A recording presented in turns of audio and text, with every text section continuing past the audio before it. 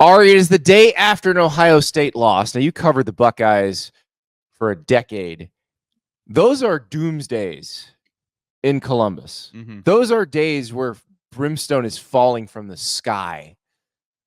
Is it that way now in this iteration of college football, in this 12-team playoff version of college football? Is it the sky is falling, or can Ohio State breathe a little bit? You were in my living room. We were watching this game. We went to the Texas-Oklahoma game, and then he came to my house. And after Oregon kicked the go-ahead field goal to go up by a point with a minute and whatever change left in the game, do you remember where I was?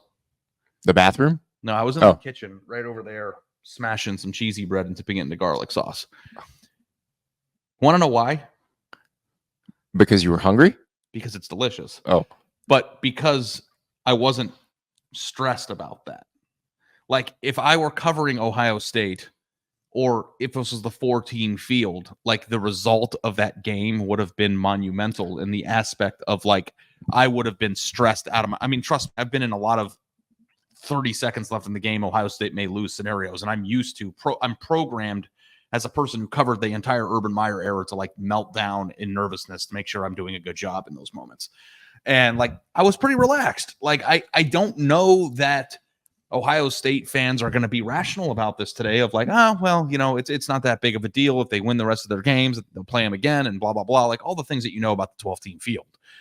I think that the thing that is concerning isn't so much about where Ohio State now stands in the playoff picture. I think what's concerning is wondering why Ryan Day can't get that last play to ever fall for him. You know, like they're in these games playing teams, the only teams on their schedules that can actually beat them. Right.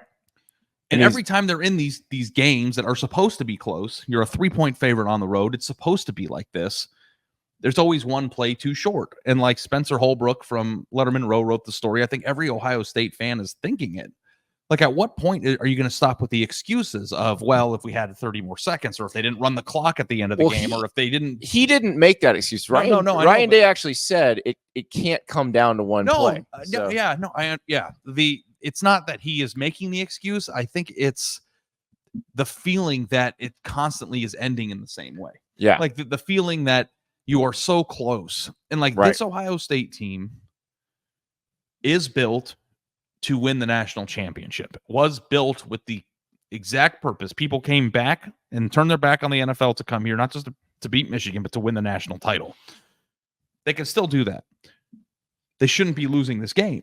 This isn't what you're built for. Now, it's excusable too. Right. And even the 4-team playoff, this would have been excusable because you can probably play him again. Yeah, you'd have to win out and play him again and do it all over again. But like so on paper, it's not a playoff eliminating loss.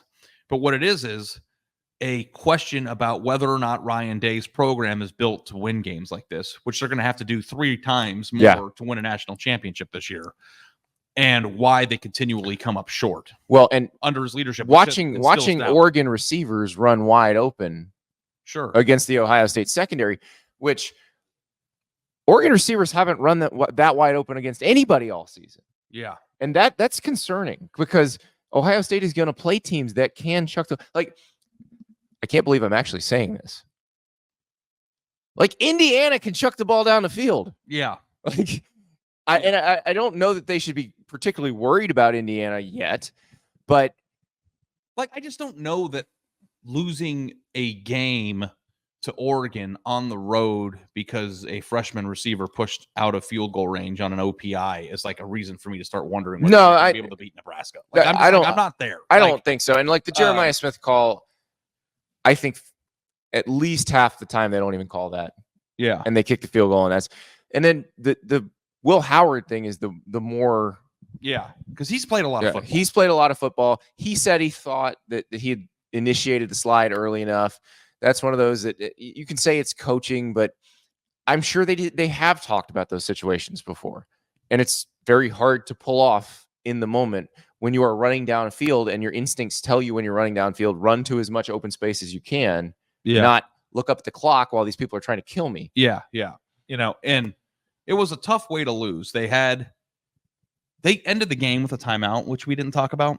And I don't know that you could end a game by running out of time with a timeout. Well, That's that's what makes it the problem, that they had planned to call the timeout and Howard let the clock run too far. But the 4 seconds that came off when the defensive penalty happened, I don't think that they did a good job of managing the clock on the drive. You understand that when the offense commits a penalty, because if you're a coach, you understand when the offense commits a penalty, when they hit the ready for play, the clock starts. Yeah, and when the defense commits a penalty, the clock is supposed to stop, and they ran 4 seconds off the that would have been enough time. Like the game was close, is what I'm trying to say.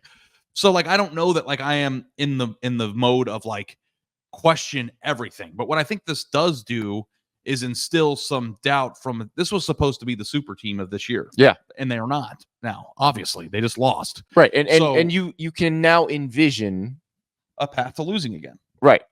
Whether that be to Nebraska or to anybody else. Or in the playoff to Texas, to Georgia, to Alabama, to whoever. Yeah. So like the idea of like fire Ryan Day, like there's a lot of that. And I don't know if it's just my timeline because of my background, but I've seen a lot of it.